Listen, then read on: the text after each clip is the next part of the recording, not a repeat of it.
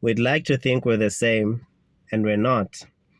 And I don't know what I'm talking about, but if you see a person in the street, the next, let's say the next black person you see, it's very hard for you to guess what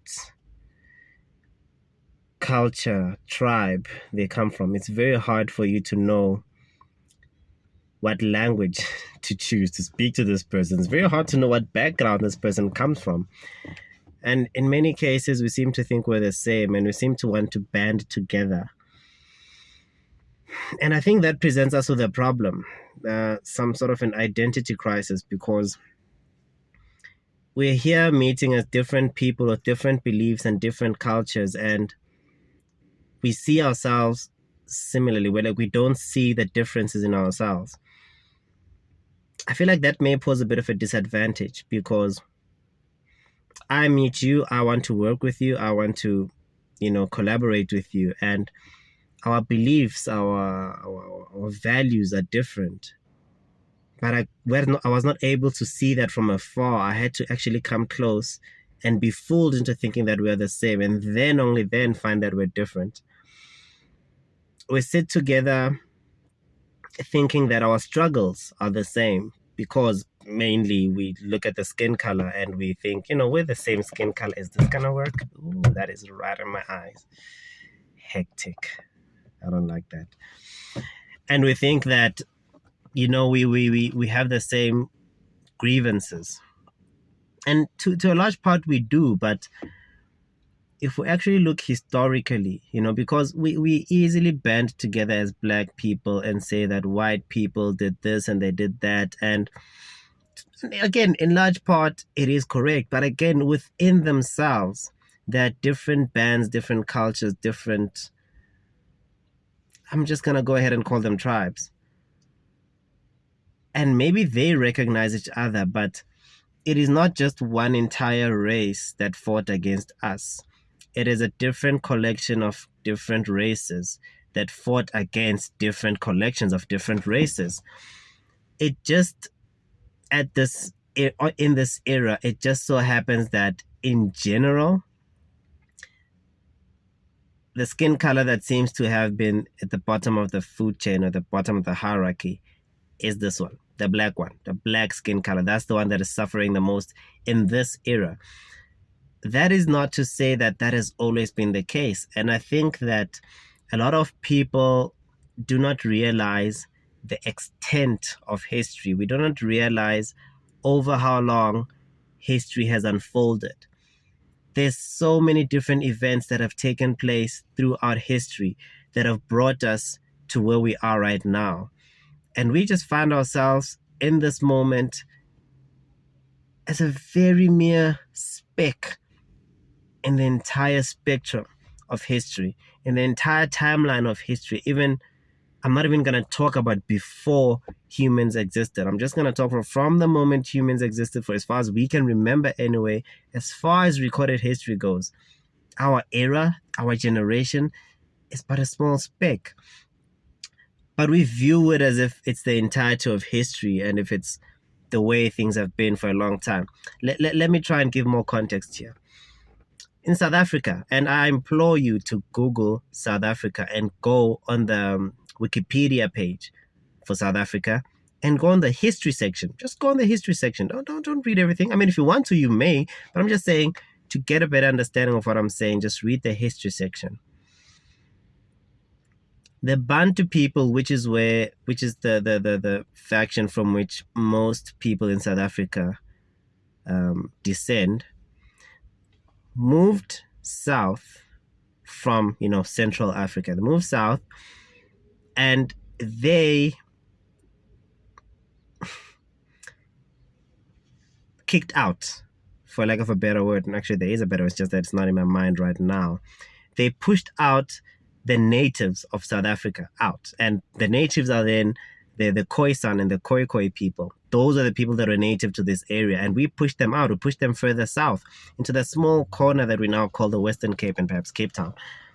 And we conquered. That is what conquering is. It's when you take over certain people or certain land or take control over something. Bantu people conquered the South. That is essentially black on black. Different shades, perhaps, of black, but it's still black on black conquering, black on black wars that happened there.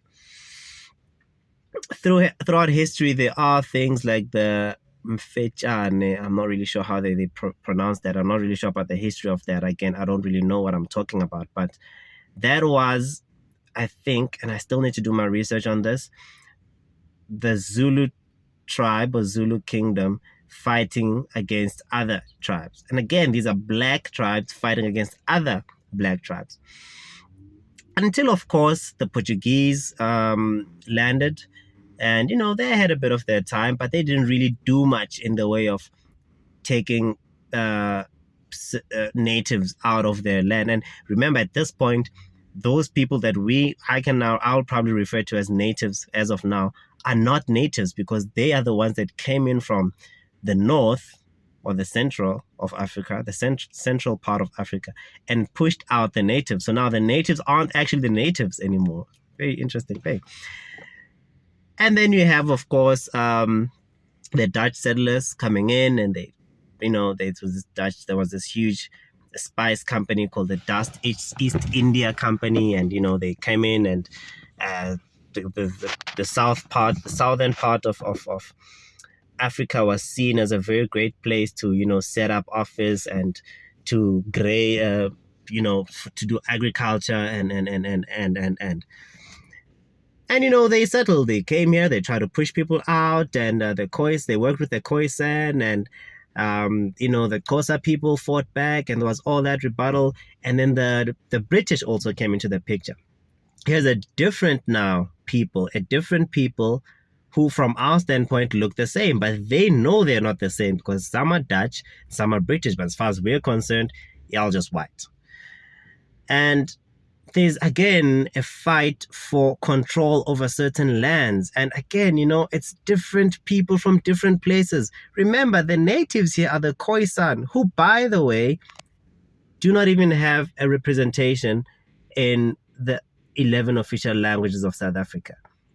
Before we go out and, okay, maybe not even before, but the next time you go out and, say all the things we want to say about the Afrikaners and the British people, let's maybe think about that for a second, how, Bantu people came and pushed out the Khoisan, and on this day, they are not even represented in this country.